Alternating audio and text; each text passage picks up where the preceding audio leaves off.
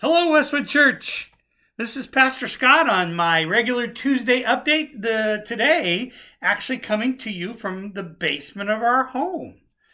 So glad to see you.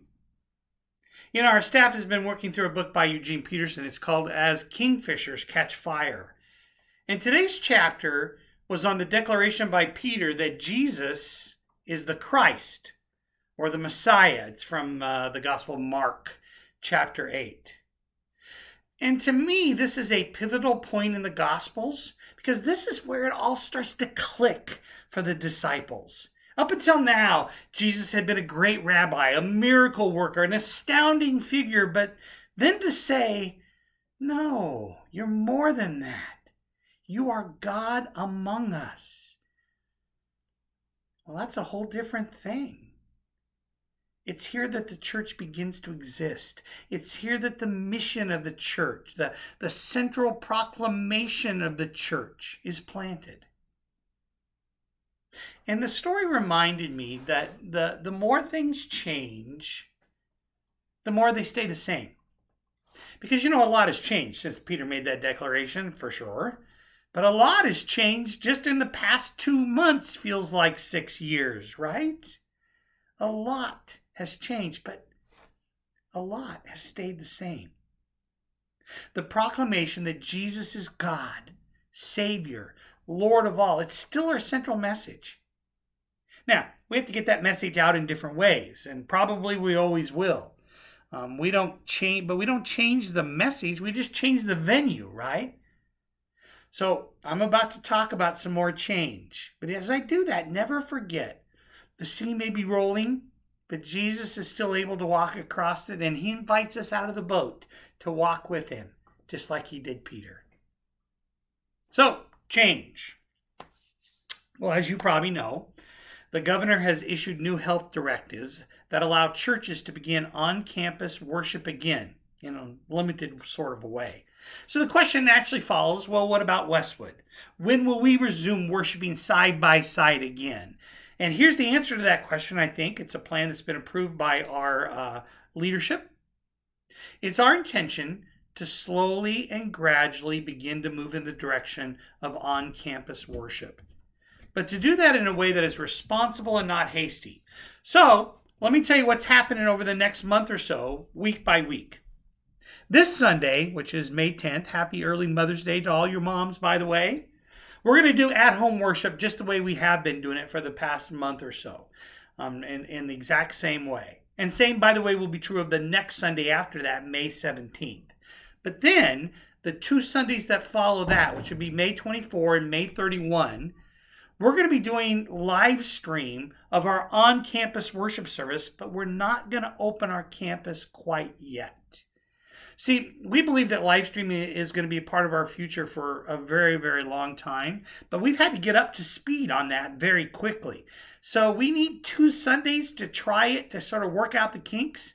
So on the 24th and the 31st of May, we're going to invite you to watch the service that will be live on our campus, but to watch it from your home with our live streaming. So those worship services, by the way, will air at 9 a.m. and 11 a.m.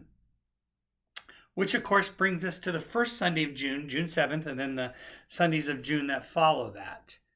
On that Sunday, the first Sunday of June, we will open our campus again for in-person worship. And we will live stream those same services. And again, they'll be at 9 a.m. and 11 a.m. So on those Sundays, all the Sundays of June, starting with the first Sunday of June, June 7th, you can either join us in person or you can join us from your home.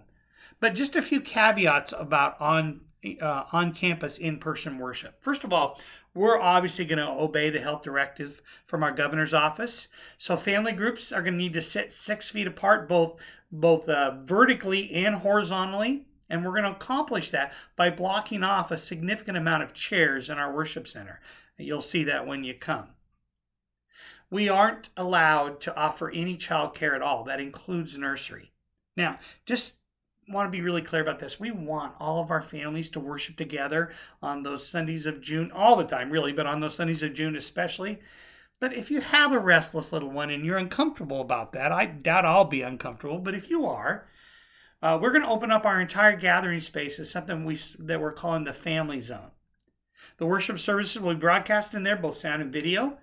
Now, if you take your little one out there, we're going to ask all parents to enforce social distancing with themselves, with their children.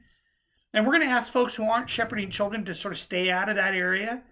But again, obviously, children are welcome in our worship services. To that end, by the way, in June, we're going to shorten our services a little bit, maybe like 50 minutes, make them about 50 minutes long. And we'll design them with whole families in mind. So because we can't have kids things and such, we're not going to be having Sunday school or really any other children's activities during that time. Adults, if you've been meeting for Sunday school on Zoom, you can keep doing that at the time you're choosing. So we also can't offer coffee service. So bring your own coffee in your own mugs. And as I said, these services will happen at 9 and 11, and doors will open to the building a half hour before each service. And then after the worship service, we're going to ask you to leave the building as soon as you can so we can get the facility closed for cleaning. Between the 9 and 11 o'clock service, we're going to have a team who will disinfect high traffic areas. And then after the services are over on a Sunday, we're going to have our custodian deep clean that part of the facility. And on those mornings, masks are a good idea. Remember, what we're doing when we wear a mask is protecting those people around us. So we're going to ask our staff, our hospitality folks, our door holders, all of our team to wear masks too. And to those of you who are high-risk church family members, and you know who you are, you're just highly encouraged to stay home and for the time being and watch those services through our live feed online. And then what will happen is about the middle of June, we'll make decisions about July and beyond. So that's the news. If you have questions or comments, don't hesitate to get a hold of me through our website, westwoodchurch.net. And one other note, in order to live stream our services, we need a live streaming team. So if you're a person who's interested in that area, if you like technology, if you can give us some of your brain power, some of your time, let me know.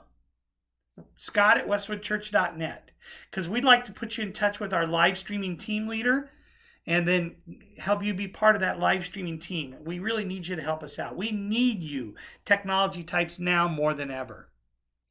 You know, I cannot wait to put this plan into action, and we're actually going to do that starting this Sunday with one of our last 2 at-home worship services. So I'll see you on the screen then.